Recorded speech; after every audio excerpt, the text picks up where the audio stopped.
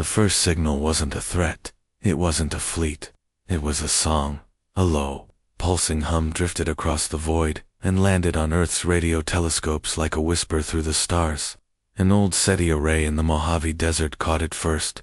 At first, the scientists thought it was background radiation, or a solar flare, just space noise. But then they saw the structure within the signal. A pattern, complex and deliberate. It wasn't noise. It was code. They decrypted it in under an hour. We are the Alrakari Dominion. You are the 101st. You will kneel. Those were the first words humanity ever received from an alien intelligence. 3 hours later, the moon disappeared from all orbital tracking systems. Not destroyed, not shattered. It simply vanished, as if it had been erased from existence. A perfect hole in the sky, where it used to be. Panic rippled across Earth, faster than any government could contain. Satellites went dark. Communication networks crashed. GPS systems failed. All over the globe, people looked to the sky as stars, winked out one by one. The Alrakari weren't asking for surrender. They were stating a fact. Earth had already lost. In a subterranean bunker, beneath Colorado Springs, General Darius Cole stood rigid as the massive screen in front of him streamed live footage from one of the few satellites still functioning. The video feed showed a shadow moving across the sun. Not a ship, not a fleet, a structure. Massive, monolithic, ancient. It moved with slow, deliberate force, like a glacier made of black stone and fire. Cole's jaw tightened. He had survived 3 wars, 2 coups, and the orbital assassination of a president. But none of that mattered now. He turned to his aide, without breaking his stare from the screen. "Sir," the young man asked quietly, "do we initiate countermeasures?" "No," Cole said, voice low. "We don't poke the Leviathan. Not yet." Far from Colorado, in Geneva, the United Nations gathered behind closed doors. The most powerful leaders on Earth sat in silence, their eyes fixed on the live transmission. There was no yelling, no debate, just stillness. The fear was thick in the air, and no one dared speak above a whisper. Then the alien presence made itself known, not through sound, not through sight, but directly into every human mind. Surrender. Resistance will delay the inevitable. You are the last. Accept your place. Serve, or be erased. The message echoed across consciousness like a thunderclap. It was cold, final, absolute. But humanity did not kneel. In Lagos, Nigeria, beneath a collapsed communications hub, a teenage hacker named Zuri Kalichi pulled her frayed braids into a bun and got to work. Her fingers flew across the cracked keyboard she'd salvaged from an old radio station. Most of Earth's satellites had gone dark, but not all. Some signals still bounced, and Zuri, whose mother had vanished during the blackout, wasn't about to let the world die in silence. She rewired an old transmitter and created Signal 101, an underground frequency where survivors could speak, free from alien surveillance. She broadcast a single message. They conquered 100 worlds. But we are not 100. We are Earth. We fight. The words swept through bunkers, basements, resistance hideouts, and refugee camps.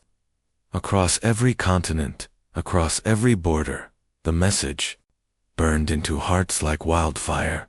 Above Earth, inside the command core of the alien structure, a chorus of voices shared a single mind. The Alrakari were not individuals. They were unity. Cold, perfect, efficient. They watched. They measured. They expected fear, obedience. Instead, they saw defiance. A ripple of unease flickered through the collective. Human anomaly detected. One mind said, "High resistance. Low assimilation response," replied another.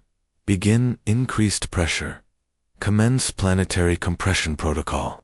They had conquered 100 worlds before Earth. Worlds that bent the knee. Worlds that obeyed. But Earth did not kneel.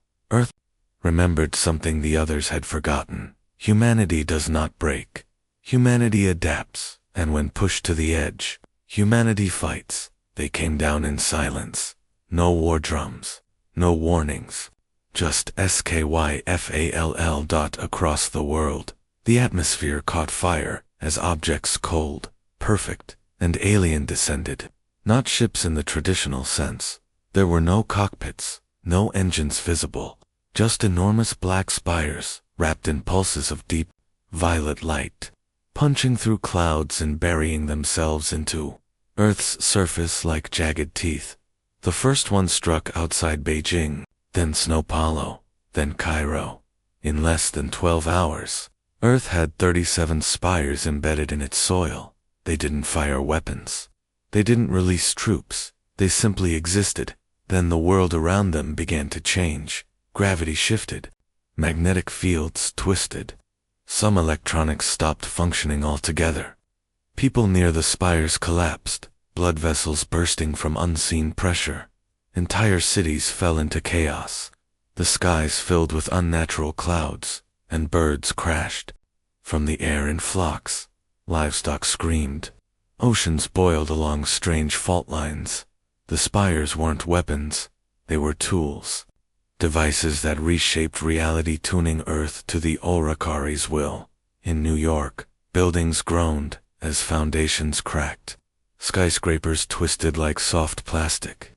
The Empire State Building bowed inward, then snapped in half. People ran, screamed, vanished beneath falling steel and stone. And the worst part, the invaders still hadn't shown themselves. It was war by presence. A war of inevitability in the dark. Resistance cells scrambled. No one had answers. No one had time. In Paris, an underground scientist named Dr. Elise Moreau pushed her trembling hands into a glove box and slid a vial of strange dust under a scanner. It had fallen near the spire, sight glittering black ash, too uniform to be natural. The readings came back impossible. Half the atomic structure didn't exist on Earth's periodic table. Matter that broke the rules of physics. She looked up, face pale. They're not just conquering us, she whispered. They're rewriting reality. Across the ocean, in the fractured remnants of Washington, D.C. A former Marine named Ryan Halverson led a small group through the smoking ruins of the National Mall. His left arm was wrapped in a bandage stained dark red, but his grip on the rifle was steady. They weren't soldiers anymore. They were survivors, scavengers, a medic, 2 engineers, and a boy no older than 12. They'd found a signal 101. Zuri's message had reached even here. We fight. Halverson repeated to himself under his breath. He didn't know who had sent it, didn't know how it spread, but those words had given him something no bullet ever could. Purpose, at the edge of what used to be the Lincoln Memorial. They saw it, a spire, rising from the cracked stone, like it had always been. There, as tall as a mountain, pulsing with deep, alien light. The boy beside Halverson stepped forward and stared up at it, eyes wide with terror. Why don't they just kill us? He asked. Halverson answered without looking away. Because they want us to give up first. That night, across the shattered face of Earth, the sky turned blood red. Not from fire, not from war, from a pulse. All spires emitted a synchronous wave. No one could see it, but everyone felt it. Dreams collapsed into nightmares. Memories rewrote themselves. Some people forgot how to speak. Others remembered lives they never lived. Zuri Kalichi, still hidden deep in the tunnels beneath Lagos, heard it as a distant ringing in her ears. Her fingers stopped on the keyboard mid-keystroke, her vision blurred. Then the noise passed, and she laughed. She didn't know why. Something deep. Inside her, something human just knew. This wasn't a conquest. It was fear. The Alrakari were afraid. They didn't understand why Earth resisted. They didn't know how to break the human spirit, and so they lashed out like blind gods, reshaping a world they didn't understand, expecting humans to fall like the others had. But humanity didn't fall. Not all at once. In remote corners of Alaska, families lit fires to survive the cold fires that burned even when oxygen sensors said they shouldn't. In the deserts of Jordan, Bedouin elders told stories beneath the strange new sky, passing down legends that now felt like prophecy. In the Philippines, fishermen sailed into black waters and returned alive. Despite warnings of impossible tides, Earth was changing, but Earth was still Earth, a world of chaos, a world that adapts, a world that fights back, somewhere inside the spires. Within the cold machinery of the Alrakari nexus, the collective watched the data pour in. The resistance was not decreasing, it was spreading. More frequencies, more underground networks, more human anomalies. And somewhere, something new was forming. Not just defiance. Organization, purpose. The voice of the hive murmured to itself in tones that no human ear could hear. Initiate next phase. Deploy enforcers. No further delay. Deep in orbit, a new chamber opened in the alien megastructure. Metal pods, shaped like spears, detached and began to fall, each one housing something Earth had not yet seen. The time for silence was over. The invasion was about to begin, but so was something else. The birth of resistance, the beginning of war, and Earth was ready. They came wrapped in fire. The pods tore through the atmosphere like meteors, trailing flames and thunder. People across every continent stopped and looked up as the sky screamed. Some dropped to their knees. Some prayed. Others simply stared, their hearts frozen with the weight of something they didn't understand.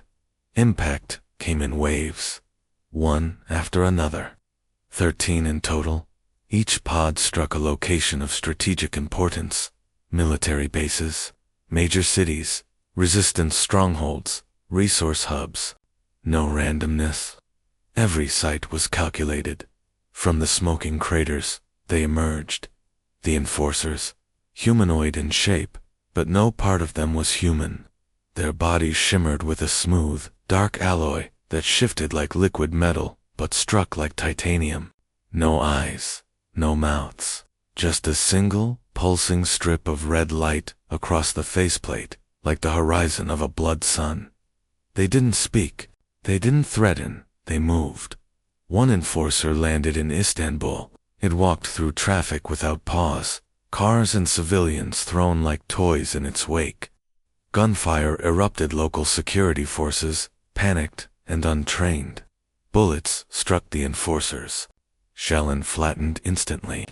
A single gesture from the alien being, and the attackers simply collapsed. No wounds, no sound, as if something had unwritten them.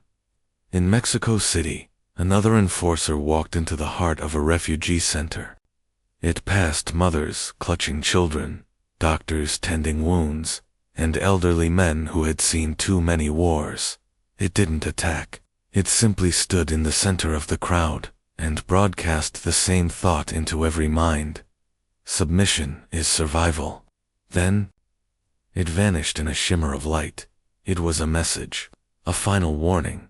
But humans don't submit just because they're warned. In a forest outside Krakow, Poland, a woman named Anya Zorek wiped dirt from her face as she reassembled a broken communication drone. She was ex-Special Forces, long, retired, but never soft. The resistance cell she commanded was one of the few that had managed to down a probe weeks earlier. They hadn't stopped the spire, but they had heard something now. Watching a distant enforcer make its way across the tree line, she made a decision. We hit it, she told her team. Hard, you saw the reports. Guns don't work on those things, one of her fighters said.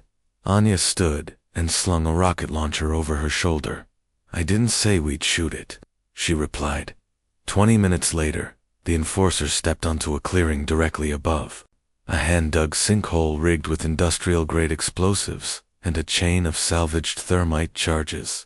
It paused, as if sensing the trap. Then it stepped forward anyway. The blast could be seen from 3 towns away. When the smoke cleared, the clearing was gone. Trees turned to splinters. Craters bled heat. But at the center, something moved. The enforcer crawled damaged, twitching. Its legs were gone. One arm dangled by a few strands of living wire. But it was still alive. Then a sound broke through the haze. Boots human, approaching. Anya walked up to the edge of the pit, eyes cold. She carried no weapon now, just a radio tuned to signal 101. She set it beside the broken enforcer and pressed play. You conquered 100 worlds, the recording said. But Earth isn't just another world. We don't give up. We don't give in. We endure, and then we strike. The enforcer didn't respond. Its red visor flickered. It reached out, and Anya stomped her boot down, crushing the exposed neural port beneath her heel. Tell your hive, she muttered. We're not insects. In the skies above, the Alrakari watched. They saw the strike. They felt the death of their soldier. They registered the emotions rippling through the human population. Not fear, pride. It confused them. The hive had studied emotion, cataloged it, dissected it, but pride in the face of destruction. That was illogical. They began to reevaluate, deeper within the command structure. A new decision was reached. If fear did not work, then memory would. They activated the mirror protocol across the globe. People began to dream the same dream. Children dreamed of dying over and over in battles they never fought. Soldiers saw their families perish in front of them, even ones who had no families. Entire towns woke screaming, convinced they had been enslaved for decades, only to realize it was false. The Alrakari were rewriting human history not in the books, but in the mind. They had used the mirror protocol to conquer other species before. When people forgot who they were, they stopped fighting. They gave in, but something strange happened on Earth. Not everyone broke. Some fought back inside the dreams. In a small apartment in Johannesburg, a schoolteacher named Sifiso Mbeki woke from the dream with a scream and began sketching everything he saw. Cities made of bone, children born without mouths, a sky that bled fire.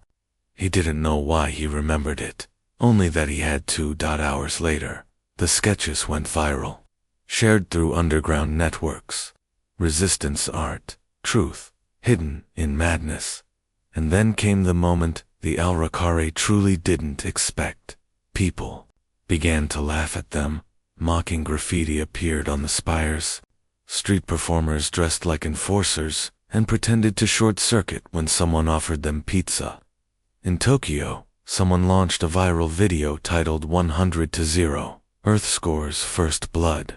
Defiance had become culture, and culture spreads. The Alrakari hive paused. For the first time, it hesitated. This species was not like the others. This species changed the rules. This species was dangerous.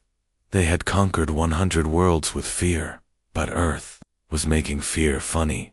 And a laughing species is far more terrifying than a silent one, because a laughing species has nothing left to lose, and everything to fight for. The Alrakari hive made no sound, but it trembled. For a collective consciousness that had lived for millennia, silence was strategy, precision was law. Emotion was a virus to be studied, not experienced. But now Earth was causing something new. Noise. Everywhere the spires landed, the data was wrong. Resistance was increasing, not decreasing. Emotional variance was climbing. Human cooperation was accelerating despite environmental destabilization. The mirror protocol was failing. Enforcer casualties were rising. In previous conquests, fear worked. On Earth, fear had become fuel, so the Alrakari pivoted. They authorized the Ascendant Directive, not subtle, not surgical. This would be war. In the skies above Earth, the great structure that had swallowed the moon cracked open, not metaphorically, physically, entire. Continents witnessed it, millions staring upward as a new section of the black monolith unfolded like the petals of some celestial flower. It extended wings, wide enough to blot out stars, and from within, something emerged. Beings unlike the enforcers. Taller, sleeker, humanoid in shape, but wrapped in flowing organic armor that shimmered like it was alive. They didn't walk. They hovered. Each carried a long silver blade that bent space around its edge. These were not machines. These were Alrakari Prime. On other worlds, their appearance marked the end of resistance. On Earth, it marked the beginning of the real war. The first Prime landed in Berlin. Its arrival shattered half the skyline. It made no sound. It needed none. It moved through the ruins like a ghost, cutting through resistance fighters, drones, tanks. Nothing stopped it. Not even a direct orbital strike from Earth's last remaining defense satellite. It carved through the city like a scalpel through cloth. But something happened there. A girl only 10 years old stood in its path. Tattered clothes, dust-covered skin, one eye swollen shut. She didn't run. She didn't cry. She just stared up and spat at its feet. The Prime stopped, not because she posed a threat, but because she didn't. And that was impossible. No species once broken this far would look into the face of a god and show contempt. The Prime raised its blade, but before it could strike, a roar filled the sky. A ship-an ancient human warbird from the early Mars expeditions plummeted from orbit. Its hull was already ablaze, barely held together by desperate engineering. It struck the Prime from above, erupting in a fireball that lit the night dot in the distance. Resistance fighters cheered. The girl lived. The message spread like lightning. A god had been wounded. In Lagos, Zuri Kalichi rewired a communication rig to bounce between alien frequencies. She had cracked part of their language of fractal code that twisted based on shared cognition. Impossible for a machine to translate, but not impossible for her. Her brain didn't just decode, it adapted. She sat cross-legged on the cold, concrete floor of the bunker and began transmitting not in English, in Alrakar. Just 6 words. You don't know who we are. The hive heard it instantly. It caused a ripple across the network, in the depths of the orbital monolith. The Alrakari consciousness paused not, because the message was a threat, but because it was impossible. No species had ever spoken back in their own tongue. They rerouted thousands of observation probes. They reanalyzed every human broadcast. They revisited their own memories, and something horrible began to bloom in their collective mind. Earth was not supposed to be like this. Humans were not supposed to be this resistant.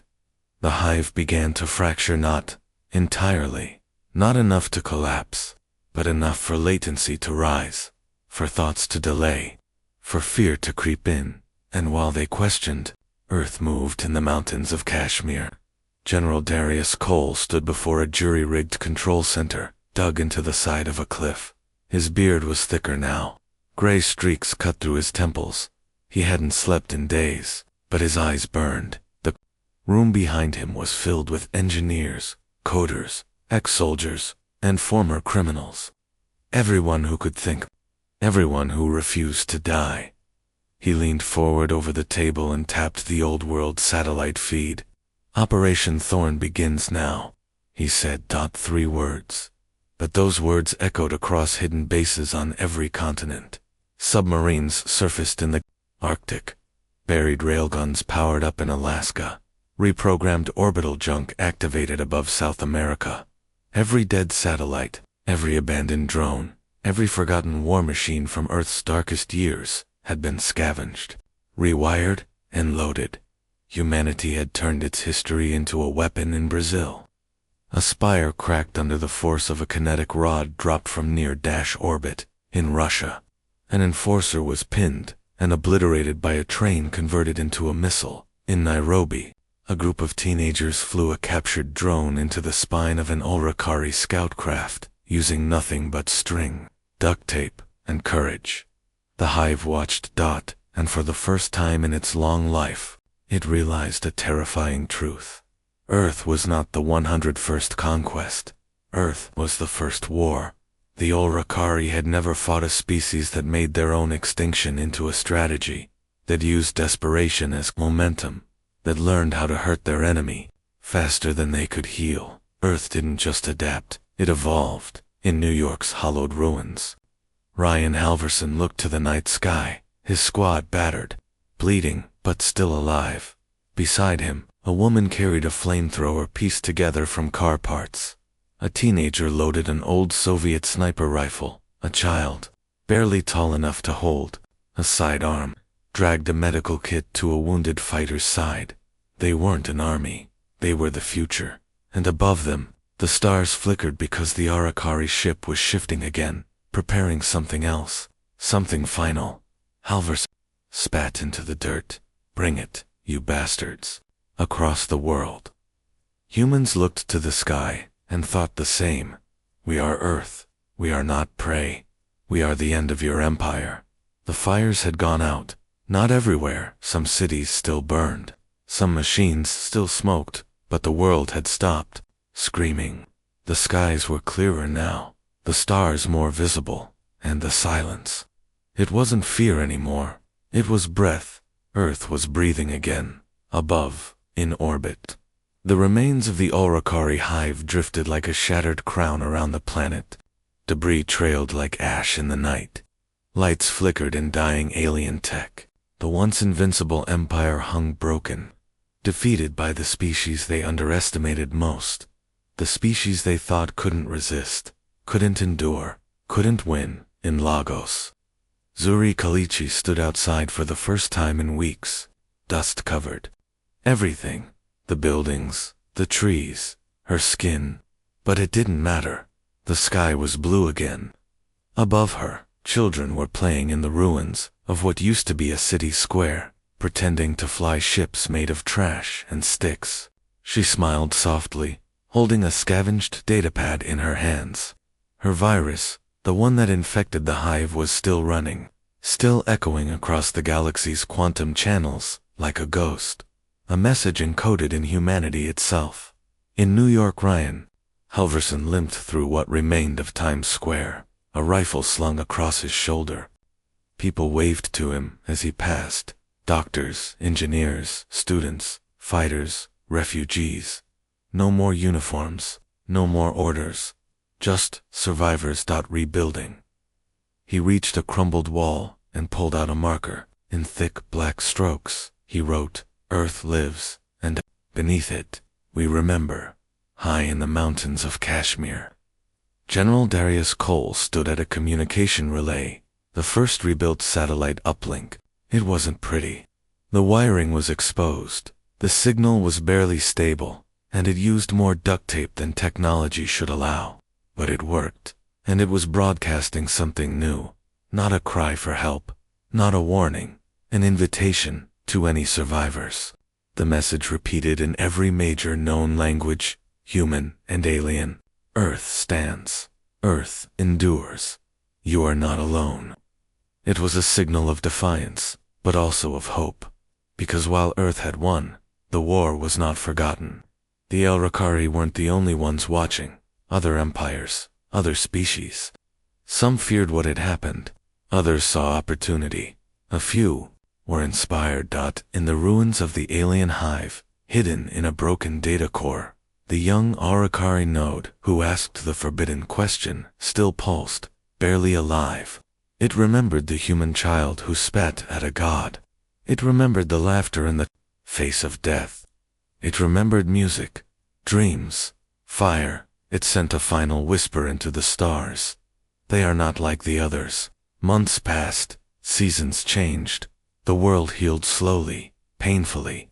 Forests regrew, oceans cooled. People dug graves, rebuilt homes, rediscovered music, laughter, and firelight. And then, one day, a new object entered Earth's orbit. Not a weapon, not a ship, a probe. It hovered silently, blinking soft green light, and projected an image. An alien face, different from the Alrakari. Older, curious, gentle. It spoke 3 words, translated by a signal, Zuri, once embedded in the stars. May we talk? Humanity listened. This time, they weren't afraid. This time, Earth would speak from strength, because Earth had changed. Earth had won, and now, Earth had a voice. The galaxy would never be the same.